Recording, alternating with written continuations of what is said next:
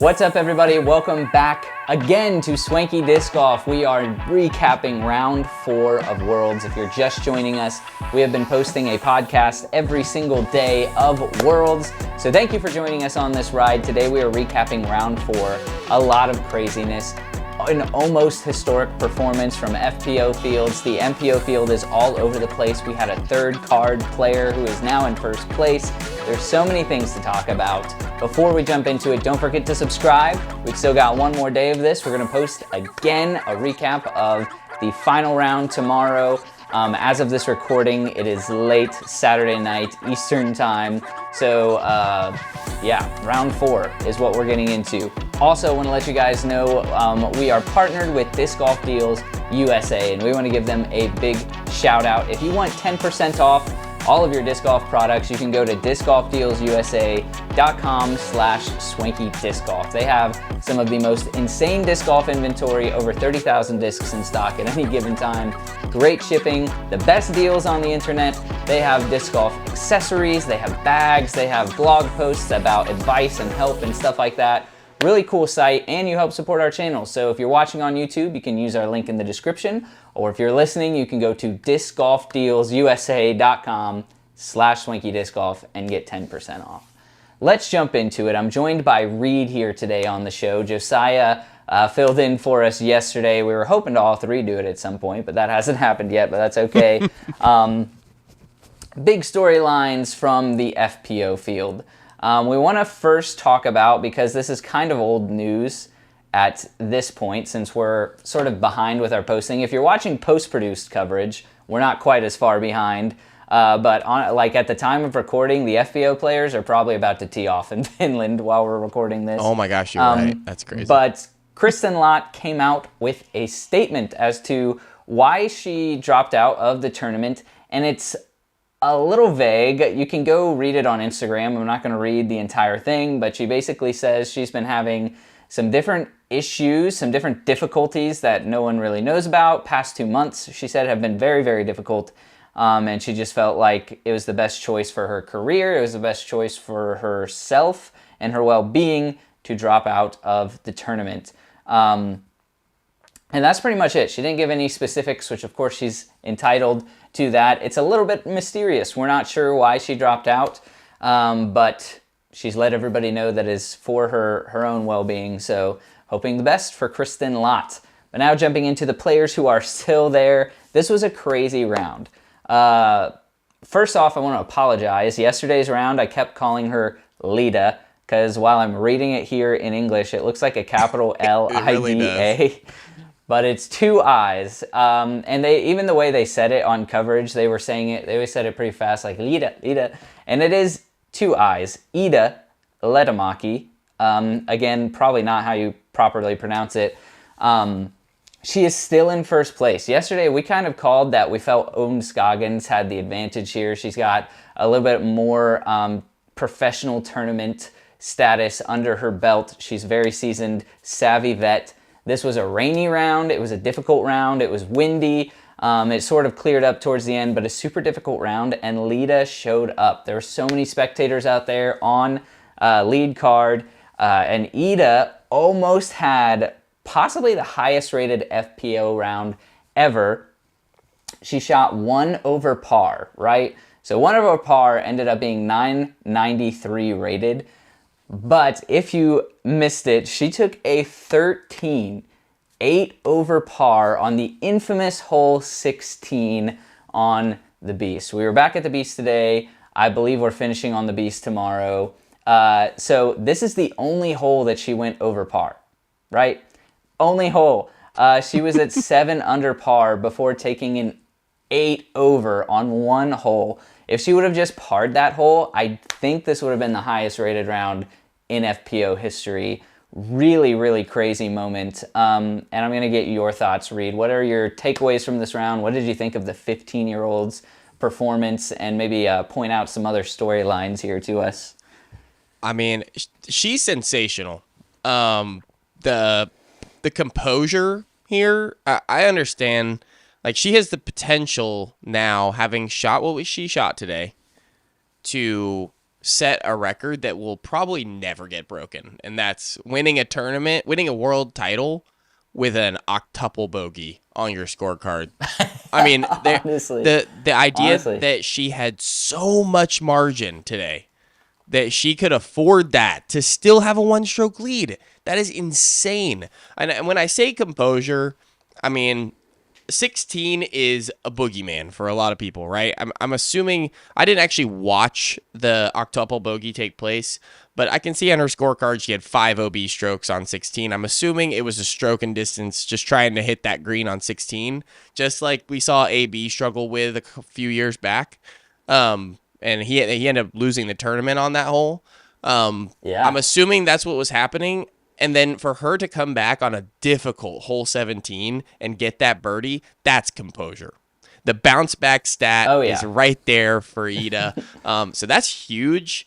I think that today, I mean, her round starts in 3 hours at the time of recording. So hopefully she has put a few extra discs in the bag for that shot. I'm not saying she's going to throw a B again, but I'm assuming that it was just one of those things that, like, it gets to a lot of players. You have one, maybe two discs. It got to Anthony Barella. Yeah. Well, you have one, maybe 2 discs that are designed for that shot in your bag, and then you're throwing discs that are suboptimal for that shot after that.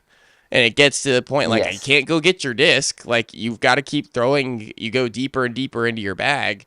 Eventually, something's going to stick, hopefully. But hopefully she has addressed that in her bag, and probably it's going to be a big moment stepping up to 16 this time. But the way she played the rest of the course in bad weather, I mean, she was just dicing it up. So she's got to feel confident going into the last round. She's going to have a lot of the same card partners, I should say, on card with her, with Henna and Owen going to be back with her. I mean, it's same feeling, same vibes. Like, I think she has a really strong chance to win the event tomorrow or today. Today, depending on when you're watching this. If you're watching post-produced coverage, we're not too far behind. If you're watching live, we are very far. We're a full If you're watching behind, FPO live, you're in Europe. Like, you're not in the US. Or you're staying up real late, waking up early. I should paint this picture for anyone who didn't watch the round for some reason. Maybe you're just listening to this for fun on your drive. Hole 16 at the Beast is a par 5. There's kind of this layup play to where your final throw is over an OB hill, or up an OB hill, and there's this semicircle of hay bales it's an island green. And essentially, your first throw, you get to, and if you don't make it on your first throw, you get to walk up to where it went out of bounds initially, where it crossed the plane. And then after that, you are stuck there until you make the island. Her first throw was just barely short, and she had to step up to where her lie crossed the plane OB, and she missed, I want to say, 3 or 4 extra times, where, I mean, she was probably half a foot away from being inbounds on her first throw, taking a birdie or a par, and would have netted her a probably 1050, 1060 even rated round. Would have been insane. The best score on the day was from Anakin, who shot 4 under, and it was 1025 rated, which is an insane round. For FPO, she would have possibly, I think, set the record for, I don't know what the current record is, but I have to imagine it's not over 1040 or 1050. She was pushing the best round of all time. Partially, I think the rain makes that rating jump up too, but she would, with just a par there, she would have shot 7 under, almost doubling Anakin's 4 under par, which ratings are weird. We don't know what would have happened, but I think it would have been dubbed the best FPO disc golf round of all time. And I say Anthony Barella because he famously struggled on this hole, did the same exact thing. I don't know what his number was, but he was in first place, and it did cost him the lead, cost him possibly the tournament. But yeah, that's the big storyline. She is still in first place by 1 stroke over Henna Blomroos, who is playing pretty solid. She had a lot of bogeys today, but she eagled hole 16, finished out the tournament phenomenally, birdie, eagle, birdie, birdie. Owen Scoggins is also still in the mix. She shot 5 over today, which is honestly was pretty average for what the rest of the field shot. So she's 5 under, Evelina's 3 under, Anniken is 2 under, and Silva Saarinen dropped down a couple spots, is 1 under on the tournament. So I'm thinking Owen Scoggins and Evelina, and this whole lead card still has a shot. Evelina's a little bit more out of it, but we also know that Evelina's ceiling is so high. She could shoot a phenomenal round with the right conditions. The question is going to be, is Ida ready for Championship Sunday? Big lights, sold out crowd, big stadium, not literally, but figuratively, big stadium. That's going to be the question. And I think I agree with you, though. I think she's in a great position to bring it home, and I think she will. That's going to be, we were wrong yesterday betting on Own over her because we thought she might be nervous. I believe, I'm looking at her PDGA page, and I think she's only been, this is her second year playing professional disc golf, which means last year she was a 14-year-old playing professional disc golf, and she actually won several tournaments, including a Disc Golf Pro Tour Silver event, which has kind of shifted in what it means to be more of a gateway to getting into the Pro Tour. But she came in first place at a silver event, third place at another silver event. She won several other A tiers. And even this year, I've somehow been missing her name. Maybe I'm not paying enough attention, but I did see her. There's a really famous Instagram reel of her almost hitting. Have you seen that, where she almost hits the spotter and the spotter like dodges out of the way? No, I haven't seen that. I referenced it yesterday because it's like a viral clip that I saw, and I had no idea it was her until I was watching the other day. I was like, wait, she's from that one clip. But this year, she came in 4th place at PCS, which is Pro Tour event, 2nd place at the Junior Disc Golf Championship, and 4th place at another Pro Tour event, the AL Open, 2nd place at the Prodigy Disc Golf Pro Tour A tier. So she's kind of popping off this year. 15-year-old, super excited for her future. It's going to be really cool to see. Now we're going to move over to the MPO side, Reed. I'm just going to have you break down the MPO side for us. Yeah, I mean, obviously we saw a very different thing happen in the MPO today with scores. I mean, the Beast, we saw it in the first round as well. We knew that scores were going to be low, and low they were, particularly for one Anthony Barella, who we just spoke about, who conquered his demons on 16 to get one of 13 birdies and 13, he had 14 birdies and 1 eagle, I believe, on the day. 14 birdies and an eagle and a bogey on his way to a 15 under par, 1100 rated round. Unbelievable from AB. And I think we mentioned this 2 days ago, unreal. Where like, dude, shout out to Sully for continuing to hang with these guys. But like the way that AB and Ganon continue to just beat you down with what you think are phenomenal rounds, and then they hit you with what's actually their ceiling, and it's like, oh my gosh, like how am I supposed to compete with these guys? Like, they're unbelievable. And they rise to the top, especially over these long tournaments. It is no surprise with Ganon shooting 10 under par today. I mean, he has shot no less than 7 under par all week. Is that right? He's shot 10, 7, 7, has 10. Been incredibly consistent. We talked about that yesterday. He is the definition of consistency, and that gives him this 2-stroke lead. So super proud of AB as well. Like, he has, like we said, he's had an opportunity to win the European Open before on this course. So we know he can throw it very well. I'm really looking forward to tomorrow. Like I said it after day 2, it would be a dream to have a Ganon and AB battle on the final day. That would be the viewer's dream. I'm not counting out Sully or Ezra. They're right there. They're both a stroke back from AB. But the cinema is Ganon and AB, and that's where all the hype is going to be leading up to the final day. So I do think that Sully shot a very respectable round at 8 under. I think he's proven he can birdie pretty much every hole in this course. So he should be feeling extra confident as well. He's a combined 20 under in his 2 rounds at the Beast. So he's definitely capable of going out there and filleting the course and winning the event. Ezra, you got to feel a little bit less confident from him after a 5 under today. I wonder if some of the magic from the monsters wearing off for him, but the putt is there. It wasn't all adding up for him today. So I think that we're gonna see either Ganon or AB win this one, and I think we're gonna have an absolute show to watch with them being on the same card this time and being able to battle each other in true form. I'm so excited.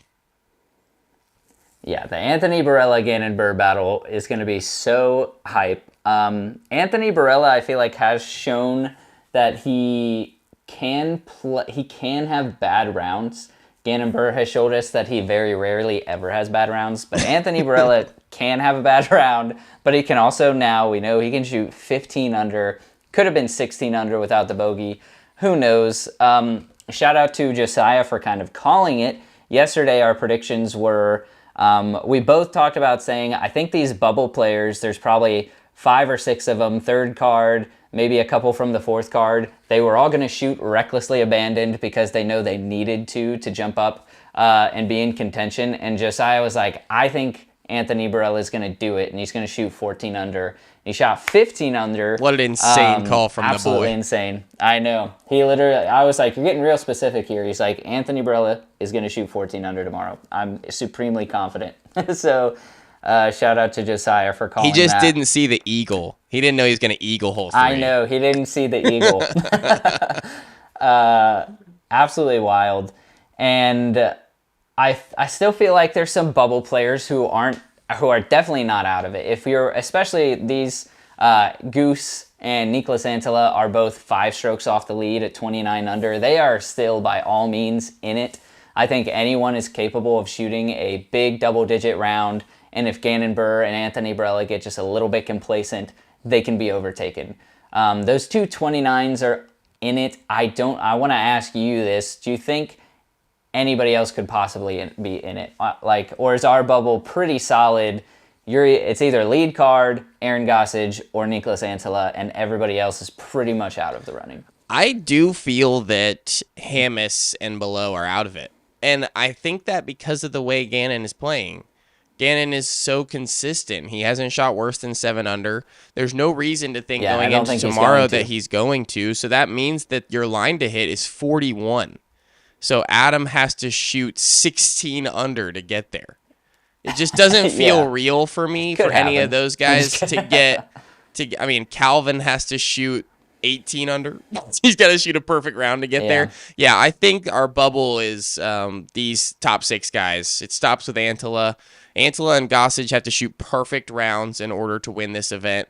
Because you think AB's coming in tomorrow thinking, man, I could have shot 16 if I hadn't bogeyed 15. Like, that guy is coming in with so much confidence. They're going to drive each other insane. I do expect that Ganon and AB both shoot double digits under par tomorrow, and I hope that it's going to be just a fireworks show.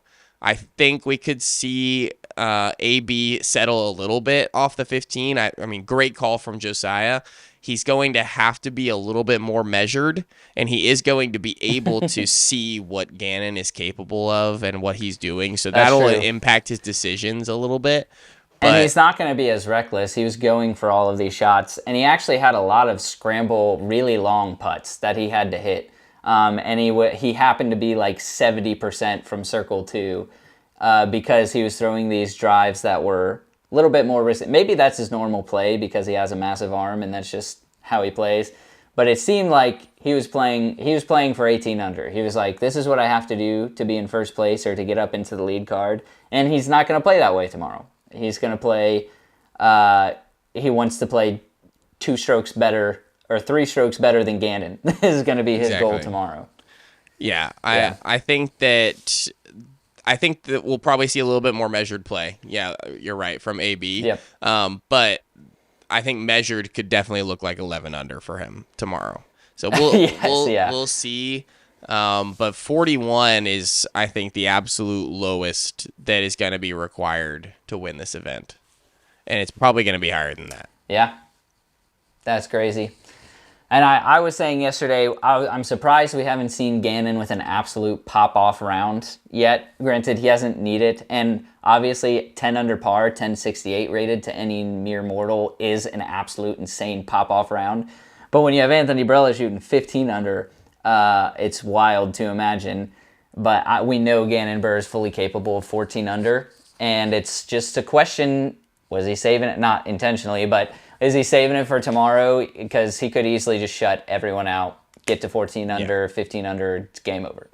No shot. Yeah, it's a little bit scary to think about because it's like, are we seeing Ganon's floor right now and he's just still winning the event on his floor? Yes. Like, I mean, we do know he's capable of, like, the Beast. You think, look at his start to the round and he shot 10 under. Like, those holes are so gettable. 1 and 2 are like super gettable holes. Of course, he gets 3, but then there's like, you got to think 6. He's thinking he's getting that every time. Like, I don't know. It's just, there's some holes out there that he's already thinking like, I'm getting that one tomorrow.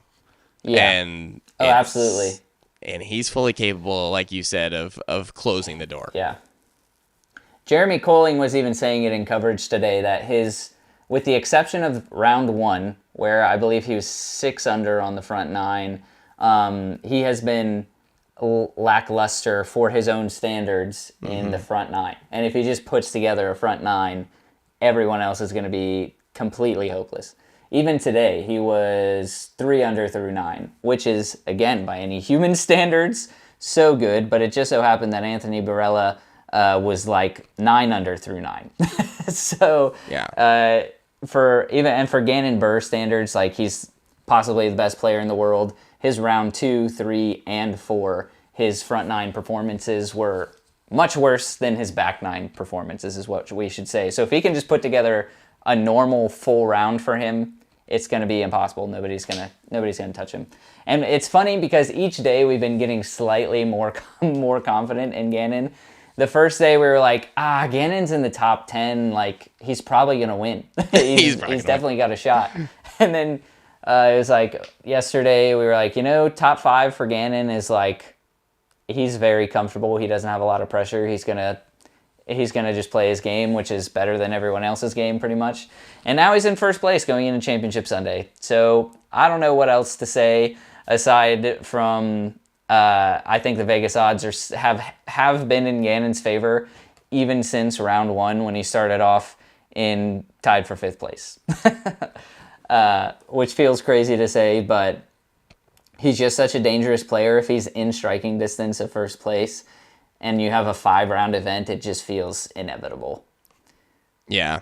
I will say that we do have one thing for certain, that these top 6 players, nobody's won Worlds before, so we're going to have a first-time world champion for sure tomorrow. World champion. And I have to say that there's not a name up there that I wouldn't be pleased to see win Worlds. I'm stoked for this. One of them is going to have their legacy in disc golf cemented tomorrow. And, I mean, guys like Ganon and AB, they don't necessarily need a world title to cement their legacy.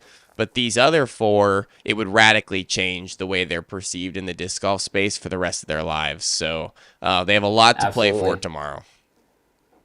Yeah, I'm hyped for every single name in the top 6 who they all have a chance. Niklas Antila, I still think would be so cool to see a Finn, specifically Niklas, win in Nokia. Would be awesome. But either way, it's going to be an exciting battle tomorrow. You guys be sure to let us know what you think in the comments below. Who's going to win FPO? Who's going to win MPO? No cheating if you have already watched the live round. Can't wait to watch this tomorrow. Thank you guys so much for joining us. Tomorrow will be our last recap, and then we'll be back to our normally scheduled program. We'll see you in the next one. Stay swanky. Stay swanky.